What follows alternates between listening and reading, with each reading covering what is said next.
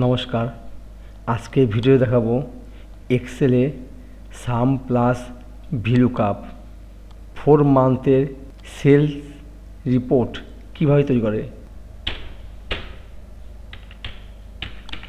বস লিখে এন্টার করলাম, বেরিয়ে আসে সেল। আবার আর বসটা মুছে যদি আমি লিখি এ আলি, এটাও কিন্তু বেরিয়ে আসবে 28,000। চলুন শুরু করি। প্রথমে আসি স্টার্ট, এরপর আসি এক্সেল। ব্ল্যাঙ্ক ওয়ার্কবুকটা নিয়ে নিচ্ছি। নিয়ে নেওয়ার পরে আমি এখানে লিখব, পেজটা একটু বড় করে নিই, এখানে লিখব নেম, এখানে মাসের নাম লিখব ফেব্রুয়ারি।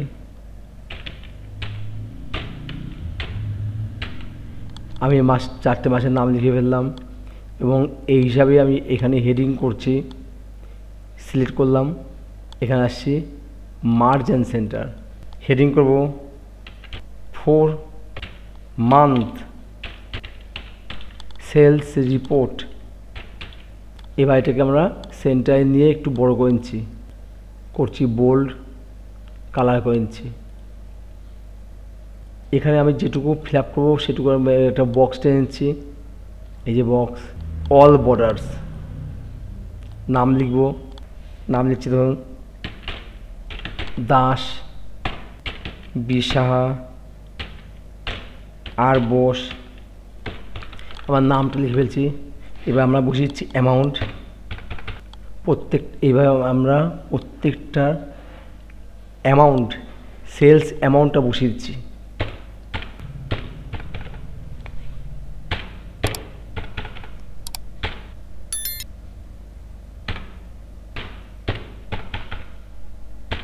আমি সবার প্রত্যেকের যে সেলস অ্যামাউন্টটা বসিয়ে দিয়েছি। এরপরে আমরা নিচে আসব, নিচে এসে আমরা লিখে নেব নেম,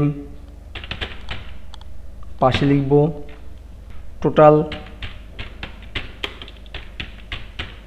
টোটাল সেলস। এই দুটো ঘরে একটু ফাঁকা গ্যাপ করে নিচ্ছি, এটাও গ্যাপ করে নিচ্ছি, একটু বর্ডার দিয়েছি। এরপরে আমরা এটা ক্লিক করব।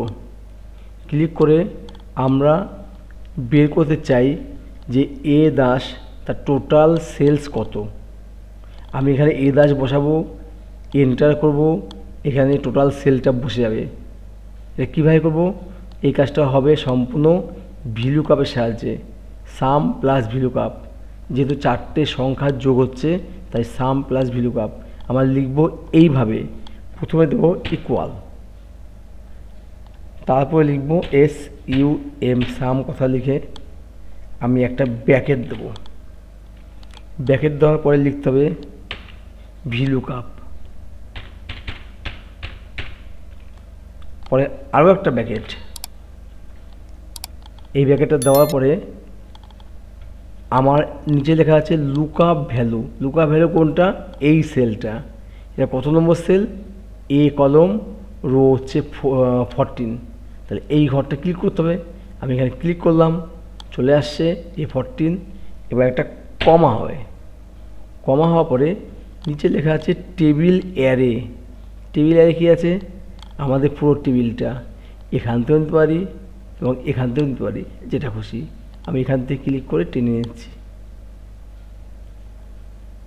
কী দাঁড়াচ্ছে? A3:E11।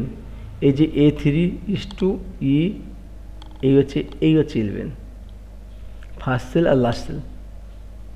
এরপরে আমরা কী করবো? আমরা একটা কমা দেবো।